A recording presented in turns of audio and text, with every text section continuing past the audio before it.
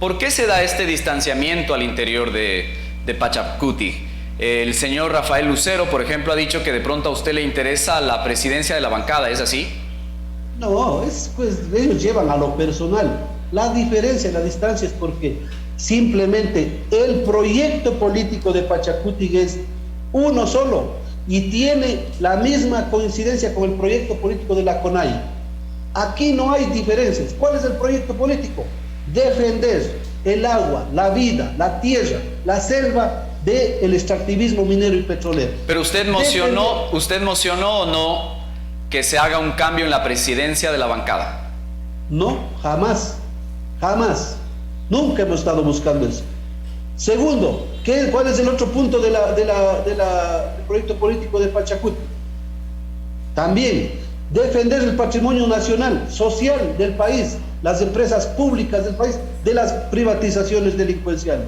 Exigirle al sistema financiero de este país, a los bancos, que sean consecuentes con el pueblo ecuatoriano y que no sean tan abusivos con el pueblo ecuatoriano. Y la construcción del Estado plurinacional que toda la vida se pregunta. Ese es el proyecto político. Y eso es lo que nosotros venido exigiendo se cumpla. Ahora, revisemos las votaciones. Revisemos las votaciones una a una en las sesiones de pleno. ¿Quiénes han sido consecuentes con este proyecto político? ¿Y quiénes no han sido consecuentes con este proyecto político? Revisemos solo un ejemplo. La ley de reforma tributaria, que nosotros fuimos los que propusimos el archivo, esta facción, a través de Mireya Pazmiño. Y quienes dejaron pasar por el Ministerio de la Ley fueron UNES y el gobierno. ¿Y quienes votaron con ellos abstención? Guadalupe Llori, Rafael Lucero, Edgar Quesada, Consuelo Vega, Gisela Molina. ¿Qué es lo que pasa ahí? ¿Qué es lo que está? Pese a que había resolución de la bancada de que vamos a ir por el archivo. Entonces, si esto está pasando, si ellos van a ir a cuidar intereses de los banqueros, intereses de las transnacionales mineras y petroleras, de los tenedores de los bonos de la deuda correcto, no creo que están en el movimiento político correcto, porque para eso sí hay movimientos políticos, pero no es Pachacuti. Pachacuti defiende a los pobres, Pachacuti defiende la tierra, Pachacuti defiende al de abajo, al señor Ruiz, hablando de revisar las votaciones, me interesa saber cuál fue su posición frente al caso Pandora Papers, por ejemplo, que finalmente no pasó, y que la asambleísta Sofía Sánchez, también de Pachacuti, ha hecho una gran exposición en la Asamblea Nacional de ciertas inconsistencias de ese informe. Finalmente, perdón. Sí, hizo una gran exposición elaborada en Carondelet, un oficio hecho en el gobierno, por el gobierno. Nosotros, Fernando Cabascango y mi persona, Mario Ruiz, fuimos los que defendimos el informe Pandora Papers. ¿Quiénes estuvieron en contra? Edgar Quesada y Sofía Sánchez, de Pachacuti, en la misma comisión. Nosotros, Fernando Cabascango y mi persona, defendimos el informe de amnistías y sacamos las amnistías con toda la fuerza, con toda la contundencia. ¿Quiénes estaban tratando de quebrar el informe de amnistías? Los mismos asambleístas que hoy son los allegados a Rafael Lucero, Guadalupe Llori y Marlon Santos. Entonces aquí no es que tenemos que hablar mucho. La Biblia dice, por sus frutos los conoceréis. La pera no da olmos, ni al revés. Aquí solo es cuestión de revisar las votaciones, nada más. Y ves, cada una de esas, cómo hemos votado la facción que hoy nos denominan rebeldes, y cómo han votado ellos.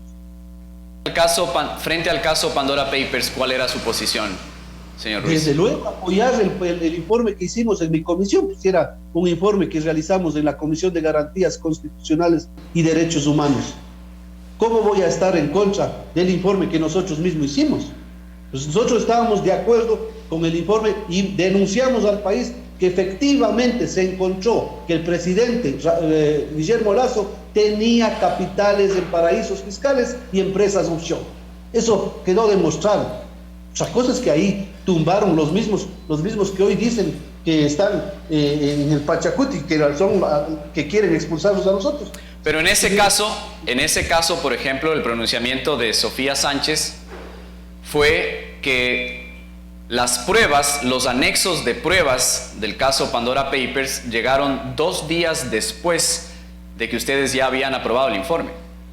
No es así, no fue así. Ella hizo una carta, leyó una carta hecha en carón de letra, sí, clarito. Todas las denuncias que se hicieron en contra del informe fue precisamente para tumbar el informe. Y lo lamentable es que hubo compañeros de Pachacuti que se prestaron para eso. ¿Y a qué se debió entonces, Mario Ruiz, que usted no decida o no acepte ser el ponente de ese informe? Porque había un numeral 1 en ese informe que tenía que ver con la supuesta destitución del presidente de la República. Y no era clara la exposición en ese numeral 1. Yo no estaba de acuerdo en que se vaya ese numeral 1. Y quienes estuvieron de acuerdo en que vaya ese numeral 1 fueron de la bancada de UNES. Entonces yo manifesté, a ver, si ponen eso, entonces defiendan ustedes. El ponente tiene que ser uno de ustedes, no yo. Ese fue el motivo por el cual yo no fui el ponente del informe. Cuando hay un informe en el cual uno está totalmente de acuerdo, como el informe de amnistías, yo fui el ponente, pues, y yo lo defendí en el pleno de la Asamblea Nacional. Pero el tema Pandora Papers quedó claro. El presidente de la República tiene capitales de empresas offshore que les entregó a los hijos, que le entregó a la mujer, que ellos siguen teniendo allá, que no traen para acá. Eso es clarito, es evidente. Y por eso se publicó en la ley de reforma tributaria, en el artículo 25, que puedan legalizar esos capitales aquí en el Ecuador con una declaración juramentada de carácter reservado. Ahora, Mario, ya específicamente para que podamos todos tratar de entender, ¿a qué se deben todos estos conflictos al interior de la bancada de Pachacuti?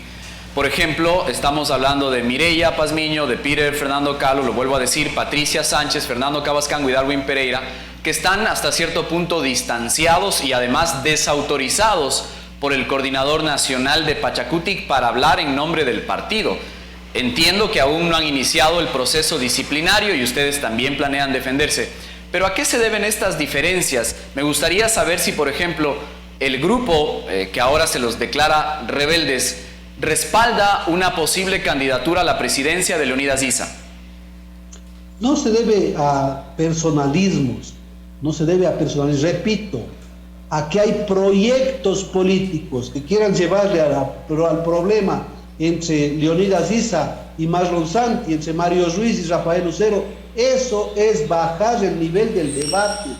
Aquí estamos viendo quién defiende al pueblo y quién defiende a los banqueros, quién defiende al pueblo y quién defiende a las empresas transnacionales mineras, petroleras y telefonía celular. Eso es todo. Aquí no tenemos nada de personalismos. Si el compañero Leonidas Issa en su momento se lanza o no se lanza en 2025, quién sabe, vivamos para el efecto. Habrá que analizar en ese momento.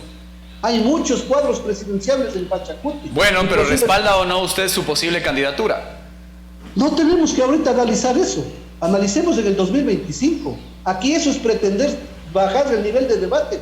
¿A crees que el problema es Leonidas Issa y Marlon Santi? El problema aquí es proyectos políticos.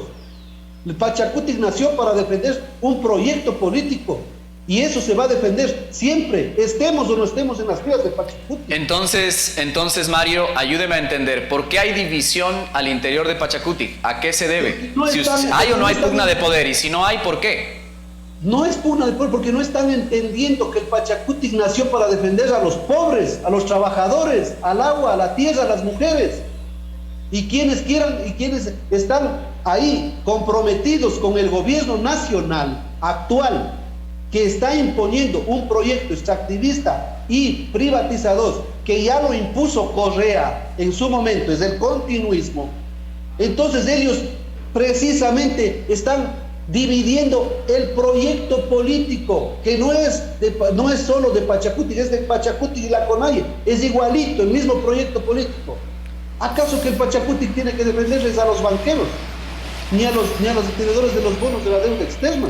Finalmente, Mario, ¿Qué posición van a tomar ustedes más adelante? Porque se viene intentando evaluar a la presidenta Guadalupe Llori y también, por supuesto, a los vicepresidentes de la Asamblea Nacional, específicamente al CAL, conocido como CAL. ¿Qué va a pasar? ¿Se los va a evaluar o no?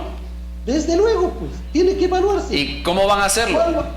¿Cuál va a ser? Como dice el artículo 18 de la Ley de la Función Legislativa, conformando una comisión pluripartidista de 5 asambleístas, para que después de la conformación se presenten las denuncias respectivas y esa comisión revise si ha habido o no ha habido el incumplimiento de funciones por parte de las autoridades de la función legislativa.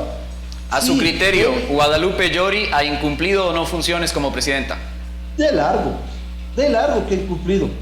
¿Acaso votar, esperar que pase 3, 4 meses la presentación de la derogatoria de la ley de la reforma tributaria y mandarle a la Corte Constitucional para que se pronuncie supuestamente en una interpretación absurda del artículo 140? ¿Eso es cumplir con la función legislativa, con la ley de la función legislativa? ¿Acaso incumplir las decisiones del pleno de la Asamblea Nacional es cumplir con la función legislativa? El artículo 9 dice clarito, ella está obligada a cumplir y hacer cumplir las decisiones del Pleno y del CAL. Muchas ocasiones convoca a sesiones virtuales. ¿Y el CAL qué le ha dicho? Las sesiones tienen que ser presenciales. Convocan el sábado a las 10 de la noche. Entonces, eso sí es de incumplir. Y nosotros vamos a estar precisamente para hacer cumplir la ley y la ética sobre todo. ¿Qué creen que es ético? Coger y mandarlos a nosotros a la Comisión de Ética y Disciplina cuando hay asambleístas denunciados de Pachacuti por pedir plata al presidente de la República para votar y a ellos no les dicen nada. ¿Creen que es ético coger y votar todo el tiempo en contra de las decisiones de la bancada como hacen asambleístas de Pachacuti y no les dicen nada? O sea, ahí tiene que ver, eso es hasta paradójico. A quienes votamos coherentemente, a quienes nunca nos han denunciado por pedir plata para un voto, no nos hemos reunido con ningún ministro, los mandan al Comité de Ética. Y a quienes están reuniéndose con los ministros, que el mismo presidente de la República les dice que están pidiendo plata, ahí sí les aplauden. Mario, quiero agradecerle por estar acá sin antes no dejar de preguntarle. ¿Usted votó a favor o en contra de la ley tributaria? En contra de la ley tributaria. Quisiera entonces... archives la ley tributaria. Quisiera dejarle comprometido con nuestra audiencia porque ahora mismo hay gran inquietud en la clase media con respecto a esta ley y quisiera dejarlo comprometido porque entiendo usted está informado además de todo lo que ocurre y de todo lo que ahora mismo se aplica ya en el país por esta ley. Quisiera dejarle comprometido para más adelante tener un diálogo sobre este tema. Con todo gusto. Muchísimas gracias a ustedes por el espacio.